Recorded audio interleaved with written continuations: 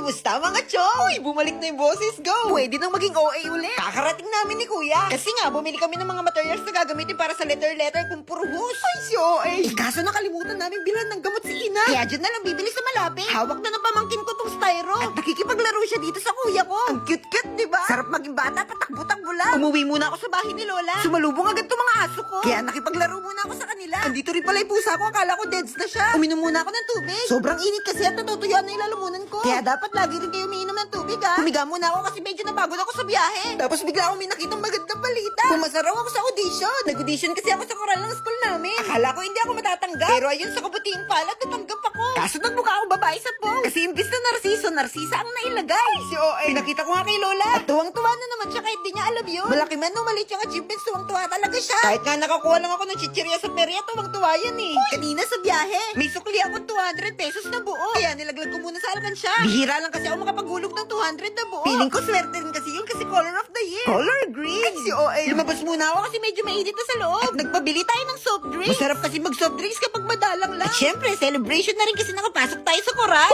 Dumating na nga yung soft drink. Dinala ko na sa bahay ni Lola. Tuwang-tuwa na naman ang dalaga. Kasi makakatikim na naman ng bawal sa kanya. Ay, si OA. Binuksan ko na tong soft drinks. At kumuha na ako ng sakin.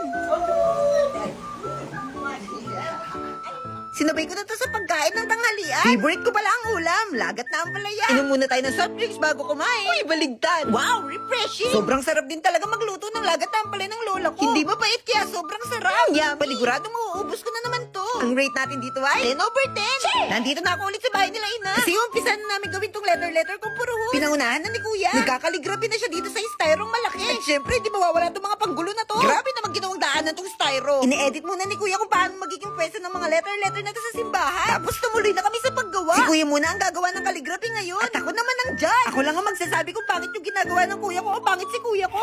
Sisimulan ko na rin ng pagpintura. Pero kailangan natin nilalagyan. Pwede na itong pinaglagyan ng sampalo. Tinapon ko lang itong mga natirang asukal. Tapos pinaglagyan ko na siya ng pintura para makapag-umpisa na kami magpintura. Uy, si OA! Eto nga't nag-umpisa na kami magpintura. At nakaka-enjoy siyang gawin. O siguro nasanay na rin kami. Kasi palagi naman namin siya ginagawa. O diba? Ang ganda. Hindi na kami kumukuha ng gagawa kasi kaya naman namin gawin. Siyempre, di mawawala ang supervisor namin. Kung ako judge, siya naman ang head judge.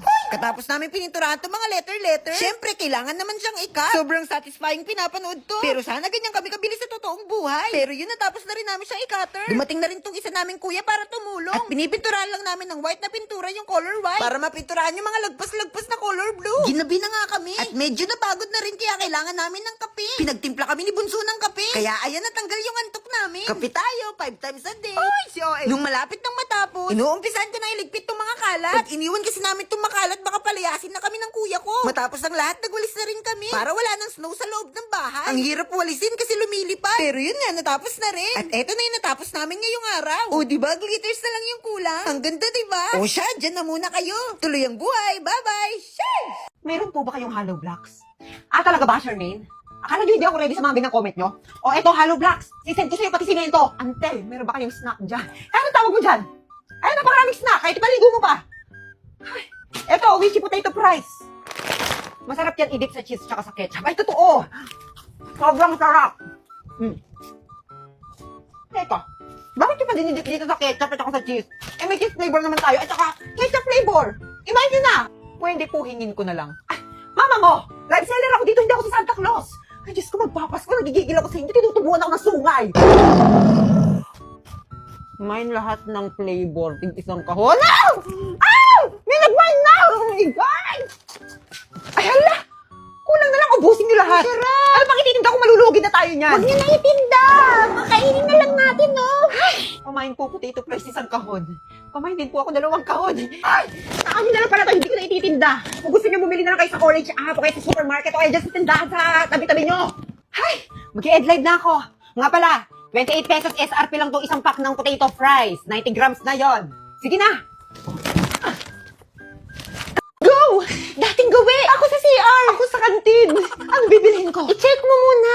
Ibas mo, ah! Okay, bilis! Wala ba kayong klase? Secret! OMG, te! Nahuli ako ni guard. Hala! Ano yan? Abas po! Kausap ko po kasing classmate ko kahit malayo. O, di ba perfect? Lalo na kapag may ka-LDR. Angas, di ba? Oo nga no. Willis! Yung ba't estudyante ka ni Ma'am Rowan? Uy, ba't mo po alam? Crush niya! Tumakas ka, no? Lika, i-report kita sa teacher mo. Te, dali! I-report na ako! Pupunta na kami sa room, bilisan mo! Okay, bring 1/4 sheet of paper, mag-quiz tayo. Ma'am, 1/4. Love. Ma'am. Nadulas?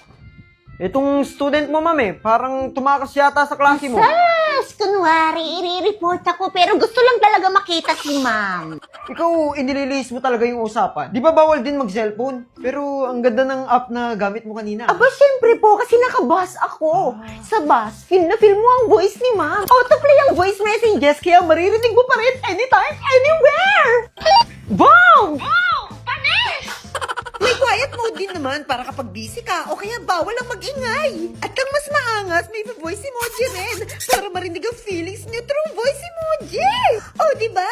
Para na rin kayo magkasama kahit malayo kayo sa isa't isa. Mag-bus up na rin kami. Download natin mamaya, love, ha? Ma'am pala. Download the app now! Uminom kayo ng tubig. Ay, na. Ang init nga. Naisira na ba talaga yung electric fan natin? Oo, sira na. Bili ka saglit. Saan ako kukuha? Di ba may kwintas ka na? Eh, di ibenta mo. Ay, oo nga, ano? Ay, sige, isasanla ko na lang para makabili tayo ng electric fan. Sige. Ay, ayun na si nanay. Oh, nay. Ano yung dala mo? Hindi, electric fan. Electric fan? Eh, bakit kalahati lang? Eh, akala ko ba nagsanla kayo, nay? Oo nga. Kaso, kulang pala. Bakit kasi? Saan ba kayo nagsanla? Ay, huwag nyo na tinatanong. Gagana pa naman to eh. Ha? Paano? Eh, ganito, oh. Ikot-ikot na lang na ganyan, oh. Ay naman eh. Oh. Dapat kasi na sa Tibuana ka nagsanla eh. Kasi doon mas mataas yung appraisal rate up to 30%. Oh, okay yan ah. Ba't ngayon ko lang sinabi? Oo nga, nay, ba't di kayo doon nagsanla? May 3,000 branches naman sila sa buong Pilipinas. Kahit saan meron Ba't nun. di ko alam yan? Saan nyo nalaman yan? Ay, chismosa kayo, di ba? Usap-usapan na yan. Akala nga namin, alam niyo na kapag sanla, dapat si Buana. Mga chismosa talaga kayo. Ako, mag na lang sila sa Mars. Kaya sa susunod sa Cebuana ka na lang magtiwala. Oh, Mare. Andiyan ka pala. Oh, Mars. Kukunin ko sana yung pinatago kong kwintas sa'yo. Naisan lang ako nga sa Ivan. Ano? Ay, Mare! Ay, si tatay, sinapian na naman ng alam. Puro na lang alak yung inatupag mo. Ano nangyari sa'yo? Inuuna mo pa kasi yung alak na yan kaysa maghanap ka ng trabaho. Akala mo ba madaling humanap ng trabaho? Siyempre, madali lang yan pare. Gumamit ka lang ng boss job. Find job, talk to boss. Yun! Yun yung legit hiring platforms na maraming job openings. At saka direkta mo pang makakausap yung mga boss. Kaya ayos. Isusunod mo na kasi yung boss job app. O kaya bisitahin mo yung website nila para magkatrabaho ka na. Tulad niyo. Ay, sino ba yan? Siya muna po yung tatay namin hanggat hindi ka pa po nakakahanap ng bago mo pong trabaho. Sige na, tara na mahal. Mga anak, kain tayo sa labas. Gumamit ka lang ng boss job. Find job, talk to boss. Quezon Province! Baguio! Bulacan! Guys, gusto niyo ba makita yung Miss Universe natin? Ito po yung Miss Universe natin. Ano yung mga final requirements mo? Maikling kwento. Awitin bayan. Oh my God! Ang ganda ng Miss Universe natin. Galing mo sa Miss Universe. Alam kong kaya mo yan. Kasi yung final requirements nga natin nagawa mo, yung Miss Universe, kailangan mo ipanalo mo yung Miss Universe. Ano yung iba po?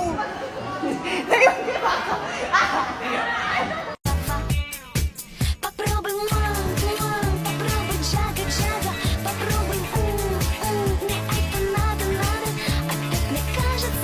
Alam niyo ba kung gaano kahirap maging Pilipino sa ibang bansa? Mag-iingat kayo dyan. Kumusta na kaya yung mga anak ko? It's break time! Let's eat Ito na together! naman. Hey, my Filipino friend! What's up? Come on, let's Hey, eat! Come on! Sige na, kumain ka na kasama nila. Kaya ko naman yun. Makipagkwentuhan ka. Yan ang di ko kaya. Ang hirap. Sino kakwentuhan ko tungkol sa sabong? Sino kakwentuhan ko tungkol sa pagbubukid? Eh, yung chika sa Pilipinas. Hindi naman nila alam yun. Hay, nako. Buti na lang talaga may tsata. Dito kasi, nakahanap ako ng mga friends kong Pinoy. Yung nakakatsikahan ko online through free live broadcast, free video chats, free voice chats, at free message chats. Lahat for free talaga. Nakaka-enjoy talaga to. Limot ko yung pagod paggamit kita. Alam mo yung para ka pa rin nasa Pilipinas kasi ka-chat mo pa rin yung mga friends mong Pinoy dito sa chata. Nasa comment section yun. Hey bro, who are you talking to? Duday! Bebeng! Kumarito nga kayong dalawa. Ba't may pintura kang dala, Nay? Ito? Hiningi ko. Kila to ring. Para may timba tayo. Timba pala yun. Itong pusa, pinakain nyo na ba? Hindi pa. Bakit hindi pa? Wala naman tayong pagkain. Anong papakain namin? Lupa? Ganun ba? Nga pala, isang beses sa isang araw na lang tayo kakain, ha? Kailangan nating magtipid. Isang beses? Eh di sana pinatay mo na lang kami, Nay. Ay, grabe ka naman. Abay, sana nga, pwede ko kayong alagaan sa tiyan ko na lang. Tapos ilalabas ko kayo pag mayaman na tayo. Eh bakit kasi isang beses na lang sa isang araw tayo kakain, Nay? Ang nangangayayat na nga tayo. Eh, mahal na mga bilihin, Duday. Di mo ba napapanood sa balita? Wala tayong TV. Okay lang yan. Mahalaga may mga chismosa tayong kumari dyan sa labas. Alam nila lahat yung balita na yan. Hayaan nyo, kapag ako naging presidente, Ng Pilipinas? sa PTA, sa classroom nyo, ayun, itatago ko yung pondo para may pambili tayo ng bigas. Hala, bad yun, Nay. Bad yun. Biro lang. O, eto, may tira pa akong pera dito. Hali kayo, mamamalengke tayo. Wow, tsapalengke. Pati ako kasama. Hindi na, sige, si Bebeng na lang. Nanay, nagtatanong lang eh. Dami-daming alam. Sige na, magbihis na kayo. Okay, magbibihis na ako. Ay naku, Bebeng, magbihis kayo. Eh, ano pang ibibihis? Eh, ito lang naman yung damit namin. Hindi nyo na nga kami binibilhan. Hindi na nga kami nagre-reklamo kasi alam namin mahirap lang tayo. Kaya wala kaming damit. Ay. O siya, sige. Ang dami mo namang sinabi, nak. Halika na, tara na. Okay.